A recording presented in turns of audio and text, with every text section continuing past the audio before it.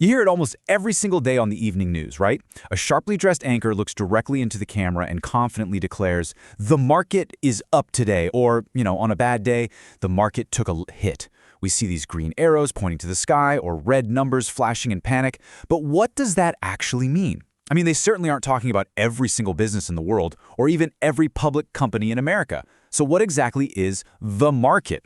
Well, today we're going to demystify what that phrase means. We'll take a calm, structured look at the invisible architecture that actually tracks the health of the global economy. Welcome to this explainer. My goal today is really simple. I want to take the complex machinery of stock market indices and make it totally simple, structured, and completely accessible. Let's solidify your foundation and break down these major financial barometers step by step. So here's our roadmap for today. 1. What is an index? 2. Why do indices exist? 3. Real-world index examples. 4. How are indices constructed? 5. The power of diversification. And finally, 6. How investors actually use indices. Let's get into it. Section 1. What is an index? To really wrap our heads around this, I want you to think about the music industry for a second. Since 1958, music fans have checked the Billboard Top 100 every single week to see what's trending. That chart is just a dynamic list. It captures the pulse of pop culture by tracking the biggest hits in real time. Crucially, it doesn't track just one artist. It tracks the collective performance of the whole industry. Well, a stock market index works the exact same way for the economy. It's essentially a measurement that tracks the performance of a specific group of stocks. It represents a broad segment of the market rather than just a single company. Think about it. Instead of trying to guess how the overall economy is doing by checking in on Apple and then checking in on Ford and then maybe looking at your local bank, an index tracks multiple, carefully selected companies all at once. It's just a really handy tool to measure collective performance. Section 2. Why do indices exist? You might be wondering, if you can just look at individual stock prices online, why go through the trouble of building an entire index? The simplest answer is that an index brilliantly solves the problem of absolute chaos. There are thousands and thousands of publicly traded companies out there. Indices exist to turn all that immense market complexity into a single, easy-to-track number. By distilling the market down, these indices act as vital benchmarks. They give professional fund managers a standard to actually measure their own success against. They allow the media to report on market movements easily, which, by the way, brings us right back to our news anchor saying the market is up, and most importantly for us, they give everyday investors a reliable way to measure performance over time. Section 3. Real-world index examples. Let's ground this theory in reality and look at the big three you probably see scrolling at the bottom of your screen every single day. Look at how wildly different these three famous indices actually are. The S&P 500 tracks about 500 of the absolute largest U.S. companies, and it accounts for roughly 80% of the total U.S. stock market value. It's really considered the ultimate economic barometer. Then you have the Dow Jones, which is much older and tracks just 30 large blue-chip companies. We're talking household names like Coca-Cola or McDonald's. And finally, the Nasdaq composite. That one includes over 3,000 companies and is extremely tech-heavy, which means if the tech sector has a bad day, the Nasdaq usually drops sharply right along with it. Now, behind these major market barometers are actual real-world architects. For instance, the S&P 500 and the Dow are maintained by a joint venture called S&P Dow Jones Indices. They actually have a committee that actively decides which companies meet their strict criteria to be included, and which ones get booted out if they fall behind, like, say, if they go bankrupt or their value drops way too low. Okay, moving to Section 4. How are indices constructed? This is the crucial part. We need to understand the mechanics under the hood. Why is the Dow sitting around 49,000 while the S&P 500 is around 7,000? Well, it all comes down to the mathematical rules used to build them. But before we can compare them, we absolutely have to define a vital concept: market capitalization, or just market cap for short.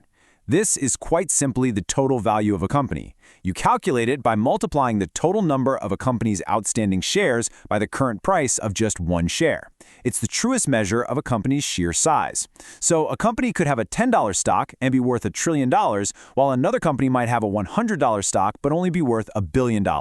It all depends on how many shares actually exist.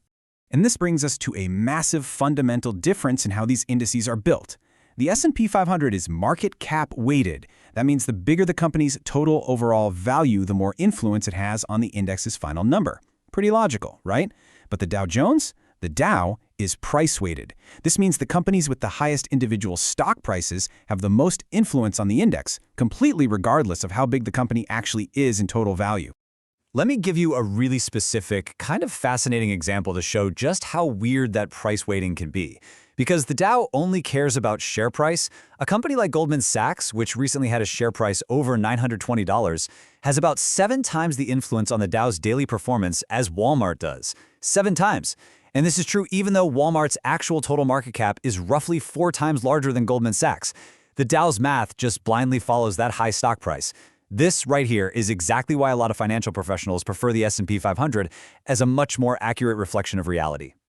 But hey, the S&P 500 has its own quirks too. Because it relies heavily on market cap weighting, the absolute largest companies essentially drive the bus for everyone else. Right now, the very top of the S&P 500 is totally dominated by massive technology companies: Nvidia, Apple, Microsoft, Amazon, and Alphabet. When these specific mega companies have a fantastic day, they literally pull the entire S&P 500 up with them. But on the flip side, if the smaller 400 companies in the index are doing great, but those top 5 tech giants are crashing, the overall index might still go down. Section 5. The power of diversification. Let's pivot away from the macroeconomy for a second and focus on your personal toolkit, looking at one of the most important concepts in all of finance. And that concept is diversification. This is simply the practice of spreading your investments around so that your exposure to any one type of asset is strictly limited. I mean, imagine trying to guess which single company out there is going to succeed over the next 20 years. It's incredibly risky. But an index like the S&P 500, that provides instant diversification across 500 companies and 11 different sectors of the economy, from healthcare to energy to consumer goods. If one company struggles, the others in your basket can help balance it out. You aren't trying to pick the sole winner, you're just making a bet that the overall track record of the broader economy will continue to grow. Section 6. How investors use indices. So, how do everyday people actually utilize these tools? If you look at your brokerage app, you'll quickly notice there isn't a shiny Buy S&P 500 button. That is because you literally cannot buy an index directly. Remember, an index is just a mathematical measurement. It's just a list. Instead, you buy shares of an index fund, or an ETF, which stands for Exchange Traded Fund. These are investment vehicles managed by massive companies like Vanguard or Fidelity. What they do is take investor money and physically buy the exact stocks listed in the index, in the exact same proportions. They passively mimic the index.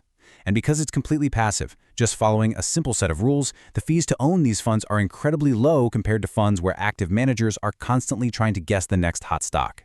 And here is the exact reason why people absolutely love this set it and forget it strategy. Since 1927, the S&P 500 has posted an average annualized return of roughly 10%. Now let's be real for a second. It is vital to remember that the stock market is volatile. That 10%, that's a historical average over a very long time. In any given year, the market could completely drop 20%, like it did in 2022, or it could jump up 23%. But over long horizons, holding that diversified basket of the largest companies has historically proven to be incredibly resilient. But you don't just have to take my word for it. Legendary stock market investor Warren Buffett famously said, "A low-cost S&P 500 index fund is the best investment that most people can make. It completely removes the emotion, it removes the guesswork, and it allows you to gain broad exposure to the massive profitability of businesses without betting your whole life savings on a single horse." And that brings us to the end of today's explainer. We've seen how indices, like the S&P 500, act as this dynamic, constantly updating Billboard Top 100 for the global economy.